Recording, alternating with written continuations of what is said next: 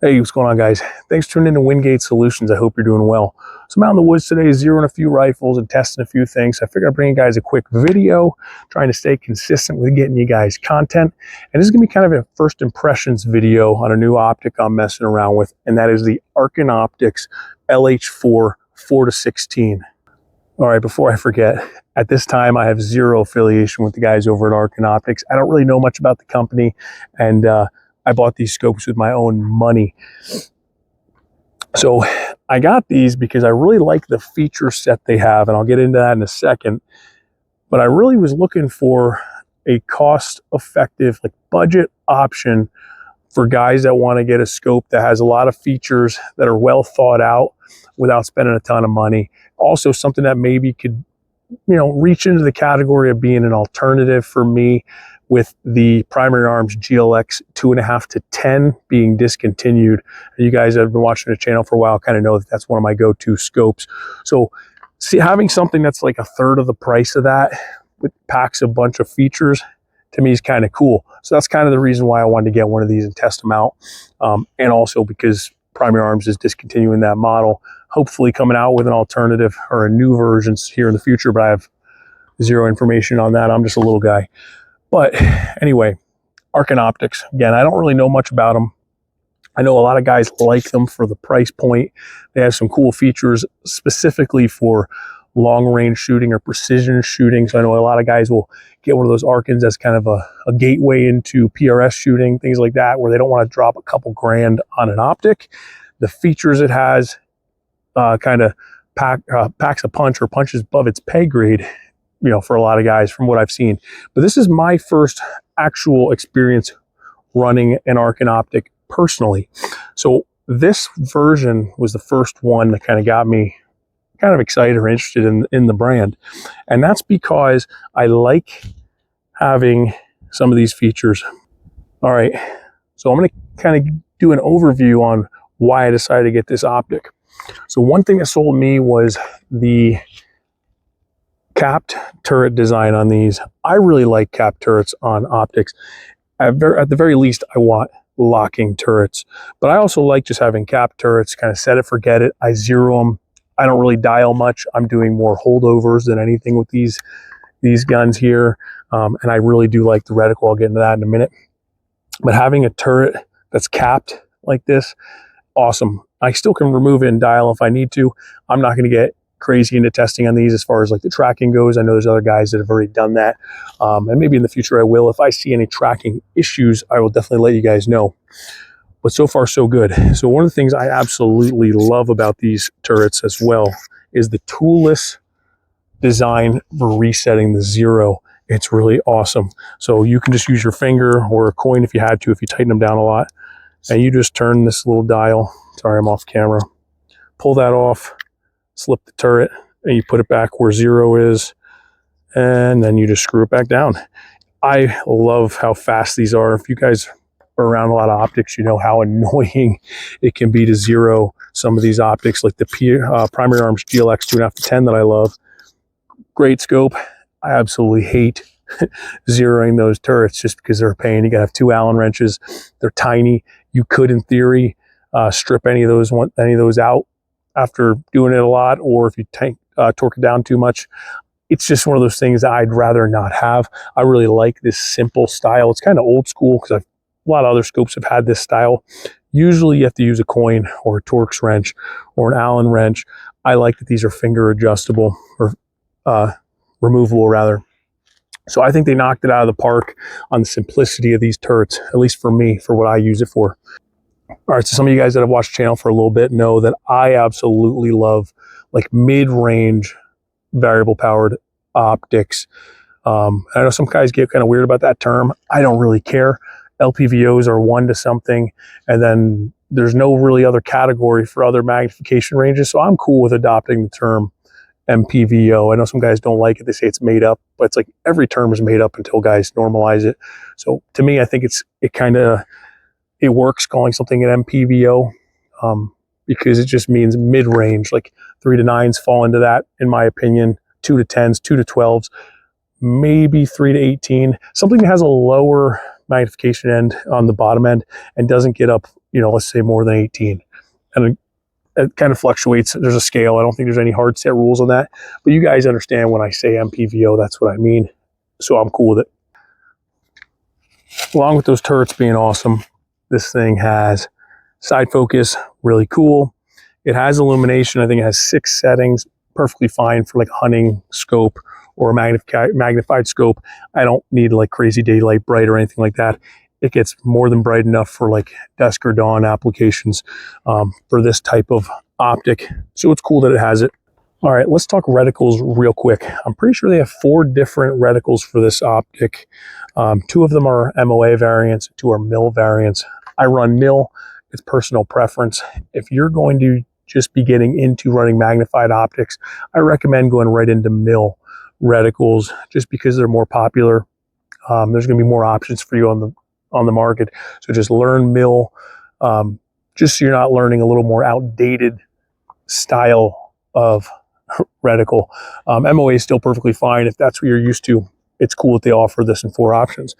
But anyway, the 2 mil reticles they offer, one is just going to be a standard mil crosshair reticle, like your traditional mil drop without any wind holds.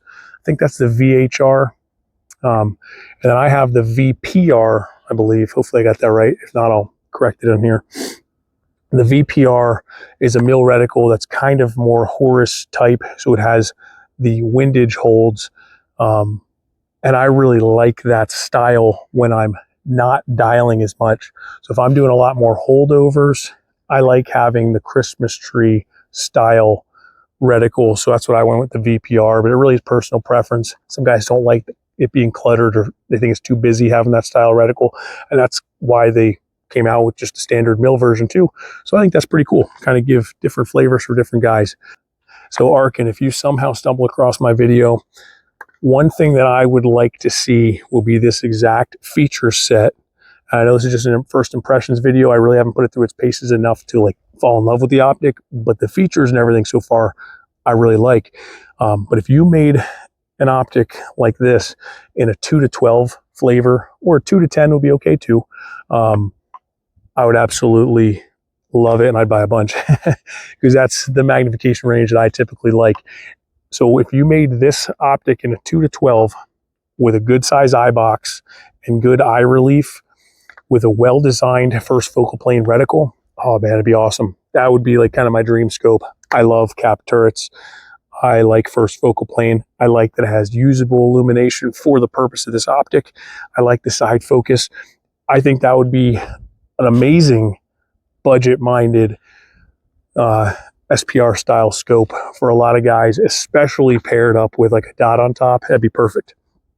You know, 3 to 12 or 3 to 15 or 3 to 18 would be cool too, but I really want something with a lower magnification range on the low end. So that's why I want something with a 2. So that's kind of why I bought this scope. I was a little hesitant because I don't typically go 4 to 16, but I wanted to try it. And I liked it enough to buy another one because it is pretty well thought out. Now, one little gripe, and I don't know if it's really a fault of the scope at all, it doesn't have the most, forgiving eye relief. So you kind of get behind it, and it's not hard to get behind at all. The eye box is pretty nice on it, but it's not for that forgiving for like unconventional style shooting. So that would be one little thing that I would like tweaked on it. And I think if it was in a 2 to 12, that would solve that problem. And again, it's not really a problem. And it's probably just because I'm so used to running 2.5 to 10s and LPVOs where I can have a little more wiggle room of where my cheek is on the stock and still be able to get at least a decent sight picture.